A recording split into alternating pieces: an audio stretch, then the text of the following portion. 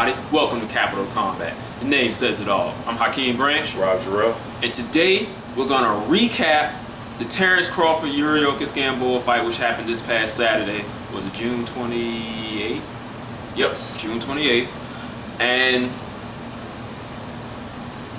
pretty much went the way we said it would go, which is cool. How we got there was a different manner of speaking. Actually, no, it wasn't. The ending was different because we both picked a decision, a wide decision. But hey, Terrence Crawford,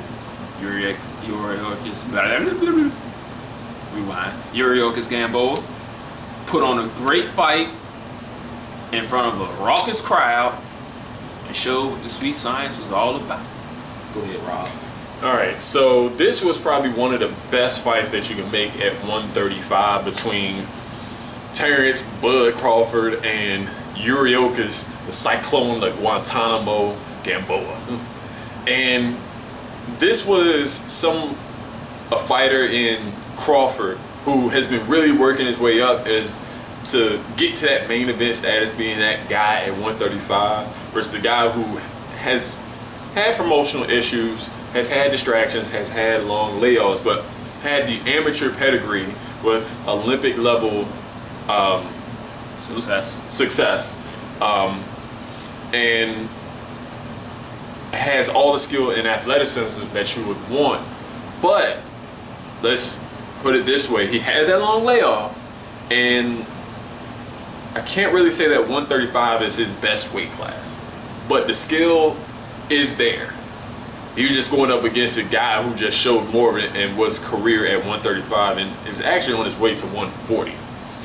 So with that being said, we gave the advantage in athleticism and speed to Gamboa, but the other physical attributes such as height, length, I would say actually nastiness, and size, ability to finish. I mean, Crawford came in at 152, which is junior middleweight, and 17 pounds above the contractor weight, above the weight class maximum. And in the Chavez territory there. Yeah, that's right. And for what we saw is that Gamboa's pedigree for those first few beginning rounds, 1 through 4, was pretty much what we saw. That he would have that, he would start faster.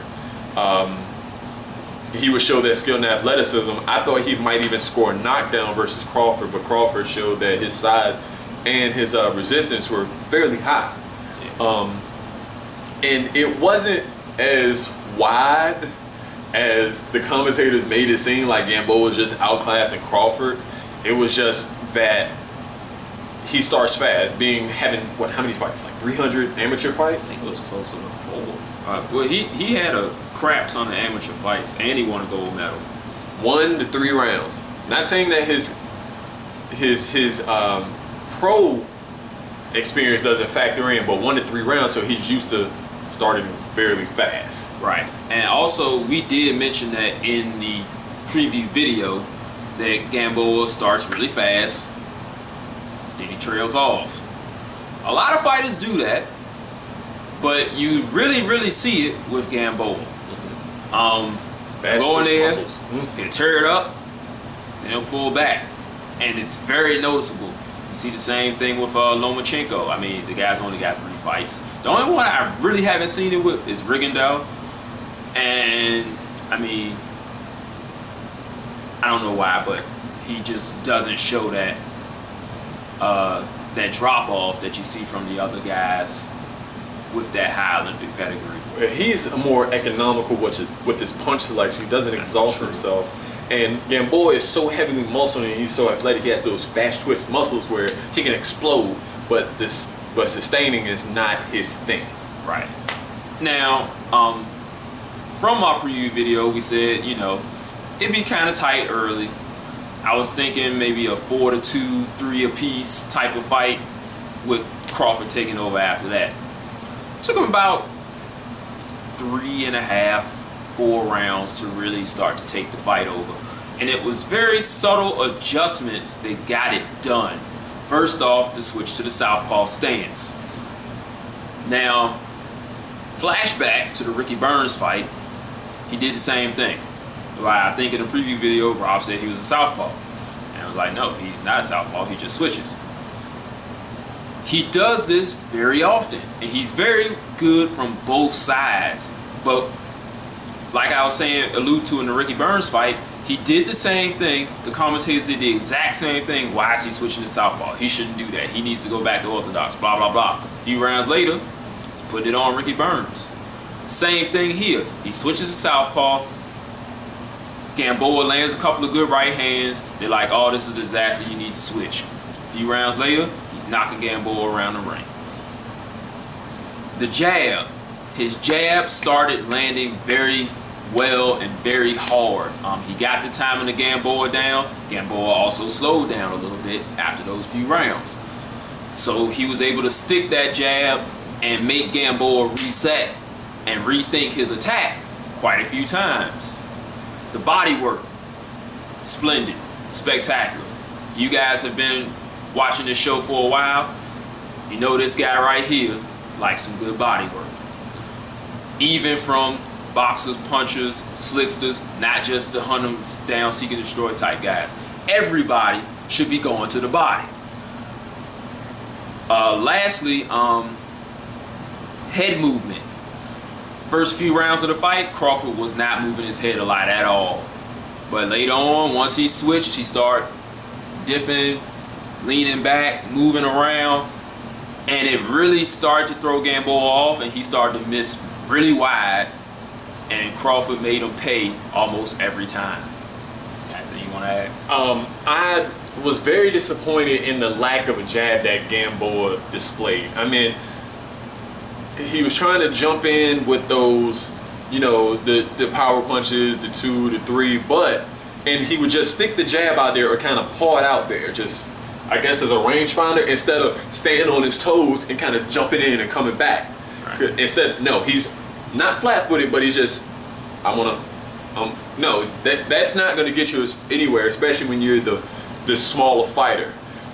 You got to be a little bit more mobile. Instead, he would just try to jump in with hooks. And for a guy like Crawford, who it was landing a bit in the first few rounds, but he used the head movement, he used his legs very well, and of course he got caught with a check right hook, which pretty much set up the rest of the fight, because a few seconds later he hit him with it was bad.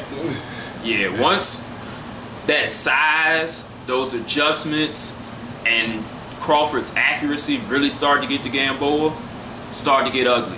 But you really got to give credit to Gamboa, because, well, a lot of people talk about his chin, and it's more so, I said in the preview video, he has a cold chin. He gets caught early a lot. This one took about 5 rounds. He also has amazing recuperative powers. He's been dropped quite a few times. He's been hurt a lot. This is the first person who's been able to hurt him consistently and finish him. That says something to how tough Gamboa is. We have to give him credit for that. It was one tough, gutsy performance, because from about the 5th or 6th round on, he was completely outgunned, and he did not stop. I think it was like the 8th round. He got dropped again. Crawford hit him with a nasty combination, and he comes back with a nasty combination of his own. Then he got rocked again, but that's neither here nor there, because I was saying this guy's a G, because he's coming to win. You had something, you look like you was about to say something? Well, just the last thing, it's within those first few rounds, Gamboa, whether he has this guy, let's not say hurt, but if he can't get him out of there with his power, like say if he knocks him down or he may have him hurt and he can't finish him, he has that tendency to be more defensive. And I'm not saying Crawford wasn't doing anything, but I just think in that 5th round you could see it, him saying, okay, either I can't get this guy out of here, I can't blast him out, or it's going to take longer, I'm going to really have to bite down and try to get him out of here. And he really didn't do that until he was like, holy shit, this guy could get me out of here, so I've got to do something. I've got to be a warrior, because at that time, I think he realized the power the pop that Crawford had in both hands, because there was a lot of times his switching from southpaw to orthodox and back and forth was very seamless. It's almost like as soon as Gamboa moved to one side, he would switch back. It was one time he hit him with a right, he swung at him with the right from the southpaw, Gamboa moved to his left, and it was like automatically back to orthodox. So the guy, he does it seamlessly. You can't really blink or it's gonna happen. Yeah. And I don't know if Gamboa was really ready to really feel it from both sides, that power from both sides, and the punch placement from both sides. Oh yeah, and we talked about that accuracy. And you did bring that up in the pre-fight video, that if, like, you know, Gamboa would, if he didn't, he kind of gets disinterested in what you said. So let's talk about what happens next for these guys. Now, let's not discredit Gamboa. He's still one of the best fighters in the world. He just ran up against somebody who was a lot bigger and could match up with him really well. I still think there are good fights for him at 135, but it's probably best for him to go down. He could find some better fights at 130. He may not be able to make 126 anymore, but he could find some good fights at 130 and still kind of have that size and speed kind of even out for him. You got the Japanese guys, Uchiyama, what's the other one? I can't think of his name right now, but it's two Japanese guys that are very good. You got Mikey Garcia. Yeah, I mean, those guys can make an easy fight, and you also have, there's a couple other guys at 130 that he could fight. Now, as far as Crawford, he's talking about going up to 140. Now, we all know how deep that division is, so we can just pick a name out of a hat, throw him in the ring, and watch the magic happen. I was talking to Rob, one fighter I think he may want to hold back off against, at least for right now, would be Provodnikov. Yeah. I think that'd be a bad fight for him.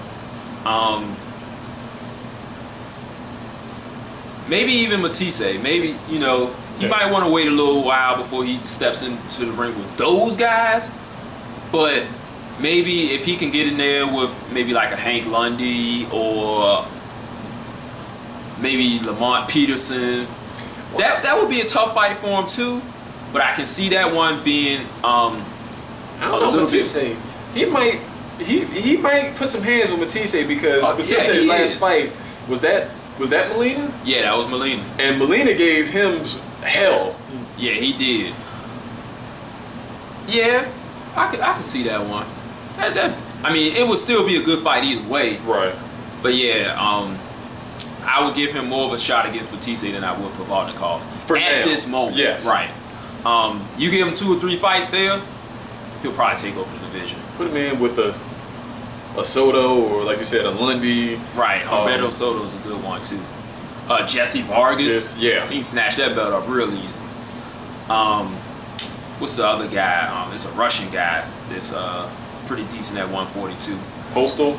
Victor Postal. He actually he's at 147. Is it? No, he beat Lundy. I think he did 135 and 140. I think he's still there, unless he just knocked out AD, and he's at. Or did AD move down? He moved down. See, that's why you need more than one brain. You gotta. Thank you, Rob. But yeah, guys, that's it. We hope you enjoyed this episode. If you got anything you want to add, comment section is below. If you want to share this video with your friends, please do so. We appreciate it. Share button's right down there. Share it on Facebook, Google+, whatever social network you're on. When you hit the share button, all these little sites pop up. Most of them I never even heard of. But if you on those, share it. If you have anything, you can hit us up in the comment section. Facebook, Capital Combat, Gmail, Capital Combat at gmail.com, Google+, Capital of Combat. And one last thing, if you disagree with us, it's cool. You can disagree with us. We've had people disagree with us. And if you are going to disagree with us, state your reasons why you disagree with us. But what you're not going to do is just talk about how we don't know shit about boxing and blah blah blah just because you disagree with what we say. Now we'll say this: we are still learning. Yes. No one is 100% knowledgeable. Even the best of the best, they're not 100% knowledgeable. We, right, like a lot of people, are still learning the ins and outs and the nuances of boxing techniques and the business. Right. We are students of the game, and we are not putting ourselves up like we're some gurus or anything like that. We're on this journey to learn just like the rest of you guys are. But we do know a little bit, just a little bit. And we strive to learn more. That's why we want you guys, if you guys see something that we didn't see, let us know. But like I said, don't try and disrespect us. If you get hurt back there in the posterior region off of something we say, just let it go. It's all right. But we do get a good laugh off of it. So if you do want to be mad, if you do want to post those crazy comments, do it anyway. I need a good laugh. We'll catch you guys in the next episode. Peace. This is round one and you've already lost. They don't seem to see that everything we've done is coming and gone. My fists are on fire, I perform till I perspire. My demons are in a rage, keep thinking that it's a game. I kick crime, hurricane, I told them I don't play, I'm liquid. Black Street Fighter.